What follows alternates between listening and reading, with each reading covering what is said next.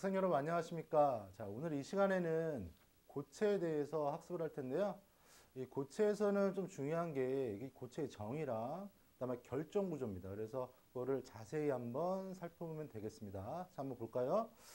자, 우리가 보통 이제 고체라고 얘기를 하면 자, 일정한 모양을 갖는 거다 이렇게 얘기를 갖다 할 수가 있는데 부피랑 모양이 일정합니다. 자, 특히 다시 한번 복습을 해보게 되면 얘는 진동 운동만 가능하고 병진 운동이라든지 회전 운동은 불가한 것을 고체라고 얘기를 하죠. 그래서 이 고체를 크게 나눠서 보게 되면 두 가지로 나눌 수가 있습니다. 자, 첫 번째로는 결정성 고체, 그 다음에 비결정성 고체.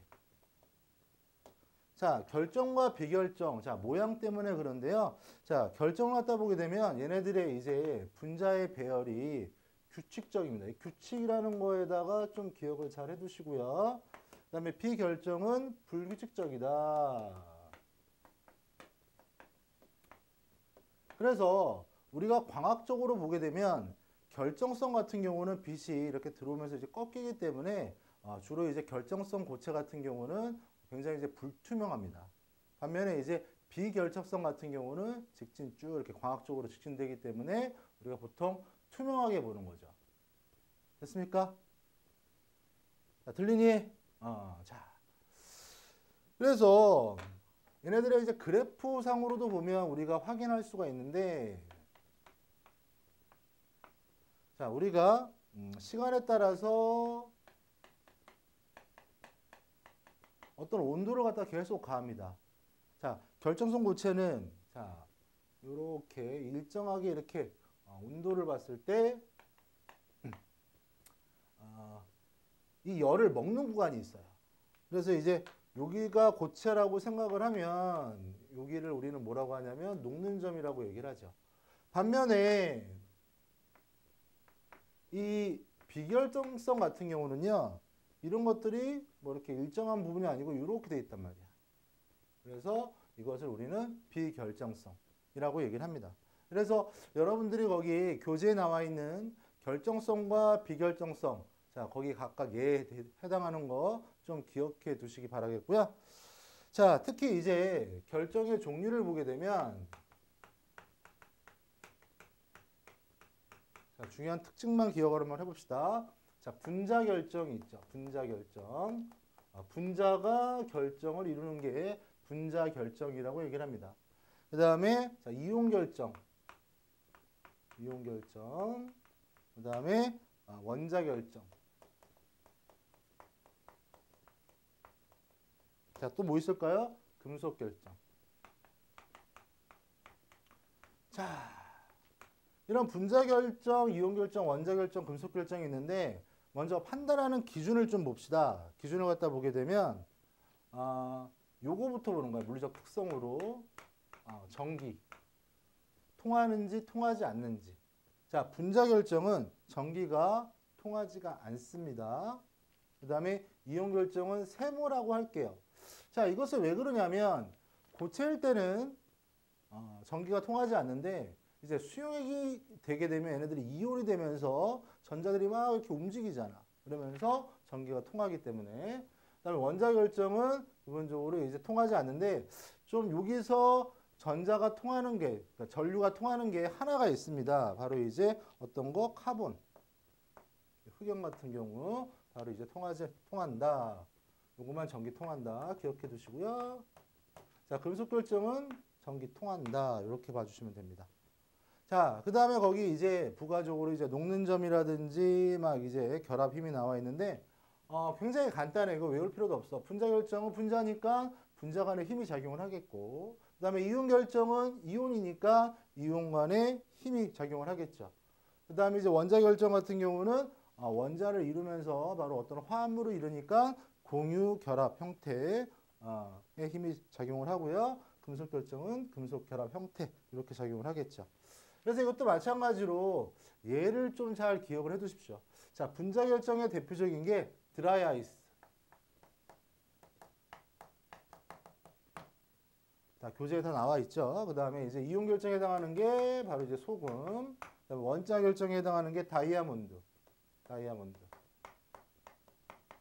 자, 이 다이아몬드랑 흑연 같은 경우는 사실은 원소는 똑같아요. 그런데 이제 배열에 따라서 이게 조밀조밀하게 배열되어 있냐, 그렇지, 판상형으로 되어 있냐에 따라서 어떨 때는 흑연이라고 얘기도 하고요. 그 다음에 이제 정육면체로 되어 있으면 얘는 다이아몬드라고 얘기를 합니다. 다이아몬드, 정육면체가 더 견고하겠죠? 자, 금속 결합 같은 경우는 뭐 금속, 뭐 철, 뭐 구리 같은 경우 이런 것들이 되겠죠. 자, 그래서 대체적으로 이제 결정의 종류를 봤는데요. 자, 오늘 이 강의에서 제일 중요한 거 결정을 판단하는 게 제일 중요하다고 그랬습니다. 자, 그러면 결정을 판단하는 거 한번 봅시다. 자, 그림을 선생님이 3개를 그릴게요. 가장 기본적인 거. 자, 이렇게 가장 기본적인 거 3개를 그릴게요. 대체적으로 잘 그렸습니까? 자, 3개를 그릴게요.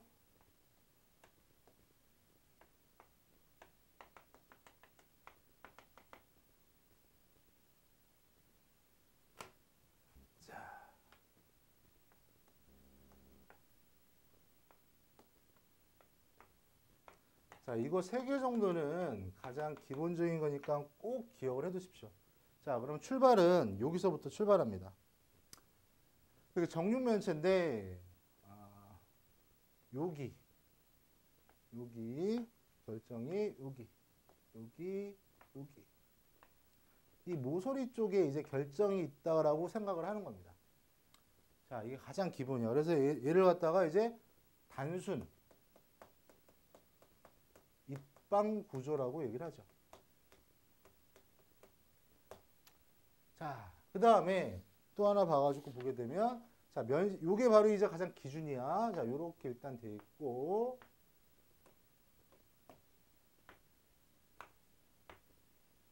결정이 이렇게 있고요. 중간에 여기 가운데 또 결정이 있는 겁니다. 자, 이런 형태는 이 최심 입방 구조라고 합니다. 최심 입방 구조. 자, 왜 최심 입방 구조라고 하는지 아십니까? 부피를 갖다 체라고 얘기를 하잖아. 최적 뭐 이렇게. 그래서 가운데에 중심에 있다. 자, 그 다음에 또 보게 되면 얘네들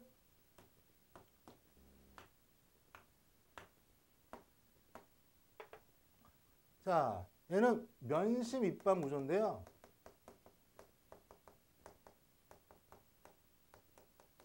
자, 면심 입방 구조는 선생님 여기 더 그려야 되겠지. 면의 중심에 여기 면의 중심. 여기 하나 면 있고 여기 앞에 면, 여기 뒤에 면, 여기 옆면, 여기 면. 그다음에 여기 위에 또 면도 있겠지.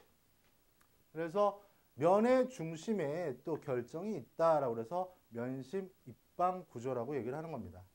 자, 구별할 수 있겠습니까? 다 단순 입방 구조로부터 자, 모양에 따라서 그다음에 명칭에 따라서 결정이 중심에 있으면 채심, 면에 또 중심에 또 있으면 바로 이제 면심 입방 구조라고 얘기를 하는 겁니다. 자, 그래서 우리가 봐야 될 게 바로 뭐냐면 여기 안에 들어있는 이 결정의 개수를 구하는 거야. 그래서 이걸 갖다가 단위격자라고 얘기합니다. 단위격자. 단위격자, 이거 셀이라고 얘기를 하는데요. 셀. 단위격자라는 소리는 얘네들을 이제 이렇게 정육면체 여기 안에 들어가 있는 순수하게 여기 안에만 포함되어 있는 결정을 구하는 거죠. 그러면 여기 보게 되면 여기 이렇게 잘려 있고 여기 잘려 있고 잘려 있고 여기 잘려 있고 잘려 있고 잘려 있고 잘려 있고 잘려 있고 이렇게 될 거 아니야. 자, 즉 꼭지점이 몇 개입니까? 4개죠. 근데 4개 안에 그 4개잖아. 그러니까 총 8개란 말이야. 8개 안에 여기 안에만 순수하게 돼 있는 거.